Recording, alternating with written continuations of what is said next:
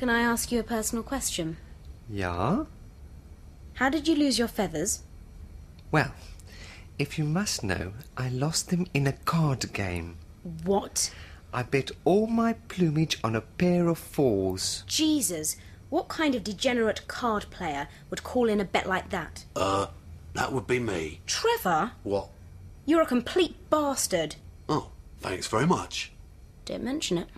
Anyone fancy a game of strip poker? This is my dance, this is my day. Nothing's gonna stop me. No one's gonna hurt me. No one's gonna make me beg or make me go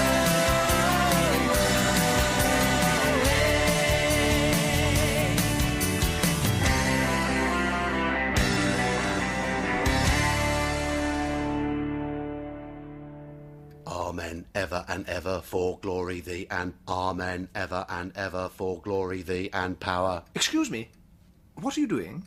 What does it sound like? I am reciting the Lord's Prayer backwards in order to conjure up the devil. Oh, good, because for a moment I thought you might be doing something incredibly stupid. I'm bored. Amen, ever and ever, glory... Stop it! What? For fuck's sake, stop it! Have you any idea what will happen if you conjure up Satan? No, that's why I'm doing it. Amen, ever and ever... You are tampering with dark forces that are way beyond your understanding. You are dealing with Beelzebub, the beast, the horned son of the jackal, the Antichrist. You are unleashing evil on a scale that is unimaginable. Amen, ever and ever, for glory thee, and power... Stop it! For God's sake, stop it! Will you fuck off? You never want me to have any fun. And would you mind moving over there? Why? You're in my pentangle. Oh, sorry. Trevor, don't you realise that you may be condemning yourself to an eternity burning in the fiery furnaces of hell? Not necessarily. What do you mean? Well, I have here a flowchart showing the various levels of hell. Think of it as a sort of run-down Trust House 40 hotel. Hotel? Up here on the second floor, you've got your unbaptised, enjoying natural bliss, undercooked junk food, and the occasional jacuzzi. Yes. Here on the first floor, you've got your in limbo brigade, those who died before the birth of Christ, those awaiting redemption, and independent financial advisors. In the ground floor lobby and bar, you've got your minor offences, aggravated burglary, parking tickets, that sort of thing. Uh-huh. And down here in the basement, you've got your place of agonising punishment for all mortals who die unrepentant of serious sin. Oh, and for people who work in HR departments. I see. Now, you will notice that I do not qualify for any of these categories. Not technically, no, but that doesn't mean that you will escape purgatory. Well, according to the Second Council of Constantinople in 553 AD, I think you'll find it does. But what about the more radical thinkers of the Renaissance? Fuck 'em. How's it, guys? What's happening? Trevor seems intent on inviting Satan, the Prince of Darkness, into our home. Well, it'll be nice to have a new face around here. Shall I set another place for dinner? Good idea. Excuse me, What? I was wondering if you wouldn't mind helping me out. How? Only I've asked the others and they all said no. Go on. Well, I need to slice open your throat with a big carving knife, drain all the blood out of your body, and then offer you up as a willing sacrifice to the Dark Lord of the universe. Can I have a few moments to think about it? Sure, take as long as you like. No. Fair enough. There's no point trying to force you, because you have to be a willing sacrifice, you see? Yes. Well, thanks anyway. Sorry to bother you. Don't mention it. I don't suppose you'd just let me carve out your liver and feast upon it? What on earth for? I haven't had a bite since breakfast. I'm bloody starving. I don't understand it. I've said the Lord's Prayer backwards about 50 times now, and the devil hasn't shown up yet. Perhaps you're missing something. Like what? Sufficient brain activity to power a 40-watt bulb? I've sworn homage and obedience to Satan, I've got my candles, I've anointed myself with magical oil, and I've got the number 666 tattooed on the back of my head. Let me see. You tosser. It doesn't say 666, it says 999. Fuck. You've got more chance of summoning a paramedic than the Lord of Darkness. I'll murder that tattooist. So, what do you plan to do now? Well, according to Ezekiel 38, we must now await the arrival of Gog and Magog. Gog? Two great hostile powers controlled by Satan that will appear just before the end of the world.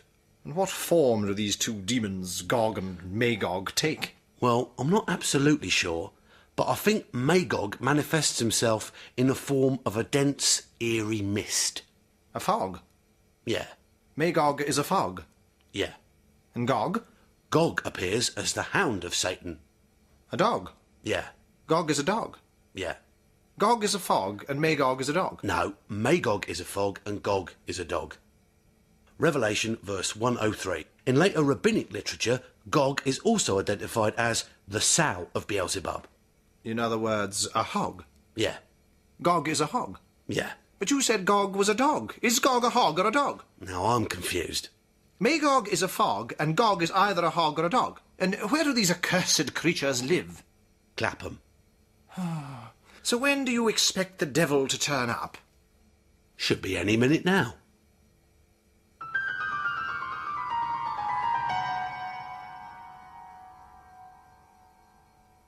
Well, I expect he's got a lot of things to do on a Friday night. Like what? Well, like plotting the downfall of Western civilization, Yes. vandalising a cemetery, communing with 1,000 angry demons. I believe he has been known to copulate with a hyena. On the other hand, he might have just popped down the off-licence. Beelzebub is a welcome guest in the homes of many top celebrities. Film actor Tom Cruise, for example, regularly makes human sacrifices on a specially built altar at his beach house. Leonardo DiCaprio feasts on the blood of young Filipino virgins, and Cher has a vast bottomless pit of fire in her guest bedroom.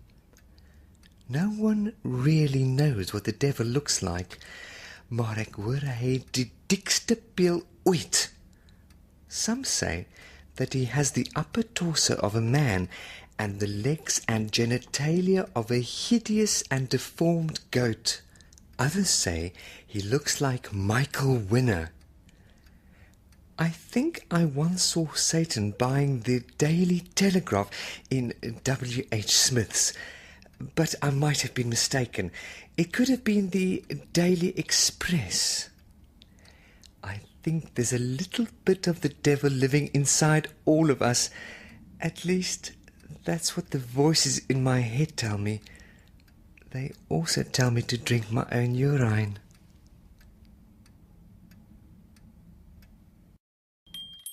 I've been thinking about our little fishy friend. Well, I was wondering if we should get him baptized. Baptized? Yeah, in order to protect his little soul from the forces of evil. Are you sure it isn't a little late for that? What do you mean? Well, I haven't seen him move for about 6 weeks now. Shh, he's asleep. Yes, of course he is. I wonder how we might go about baptizing a goldfish. I'll go look it up on the internet. Will you stop doing that? Sorry. Well, I hope you are pleased with yourself. You have conjured up the Dark Lord. I thought he'd be taller. What was the missing ingredient in your spell? A turnip. A turnip? A turnip? You are saying that Satan is attracted by certain root vegetables? Particularly turnips. Yeah. Goes back to the Middle Ages, apparently. And what do you suggest we do now? Well, I suggest that you wait in here and keep an eye on Beelzebub. And where will you be? I'll be in the kitchen, Doing what? copulating with a hyena. We thank you for the water of baptism, which refreshes and cleanses the goldfish bowl of life. Through water you led the little fishes from captivity to freedom in the promised land. Therefore, I baptize you, little fishy friend, in the name of the Father,